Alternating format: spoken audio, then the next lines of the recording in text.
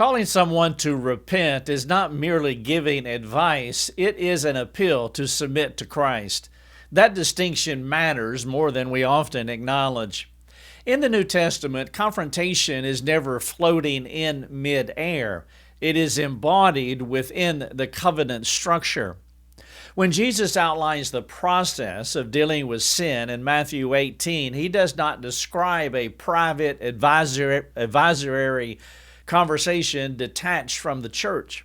He describes a progression, personal appeal, then witnesses, and ultimately the involvement of the gathered body. The authority behind the appeal is not personality, gifting, or persuasive skill. It is ecclesial. It is rooted in covenant membership and recognized oversight. Likewise, Paul's correction of persistent, unrepentant sin in 1 Corinthians 5 does not stop at urging change, making appeals. It invokes the authority of the assembled church. Repentance is not simply recommended, it is required within the context of belonging. Refusal carries consequences because membership carries responsibility. That is the framework. By contrast, much modern counseling operates without formal recognition from a recognized church authority. A counselor may urge repentance. He may plead, may warn, may exhort, may instruct. He may open Scripture carefully and apply it faithfully. But if the counselee resists, what then? Often the answer is limited. The counseling relationship may stall. The individual may disengage. Sessions may quietly end. The counselor may pray that God grants repentance and hope that the person eventually softens. But there are no built-in covenantal mechanisms to pursue accountability if the person refuses correction. Again, this is not a critique of sincerity.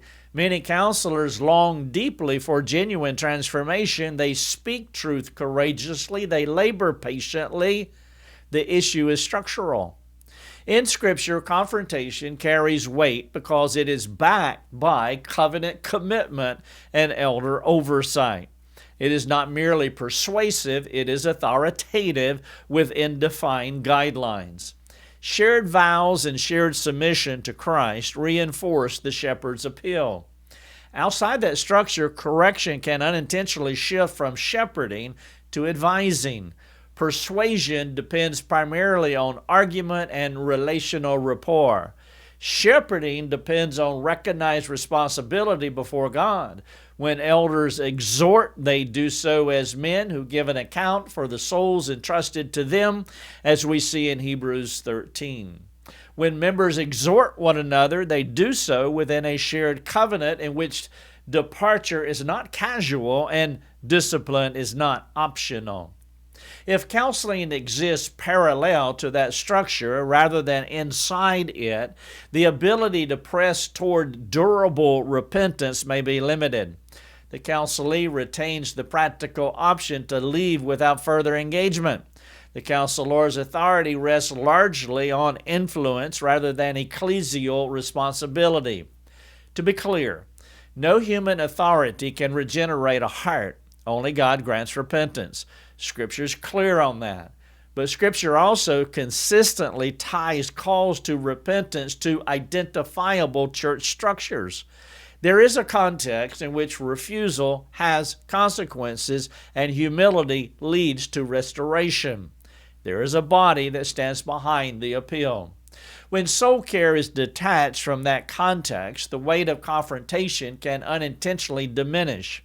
The call to change may sound clear, but it lacks the reinforcing structure Christ established for His church. The question is not whether biblical truth is spoken in counseling rooms. Often it is spoken faithfully. The question is whether the structure mirrors the authority framework that Christ designed. Reform requires that we measure not only what we say, but the authority context in which we say it.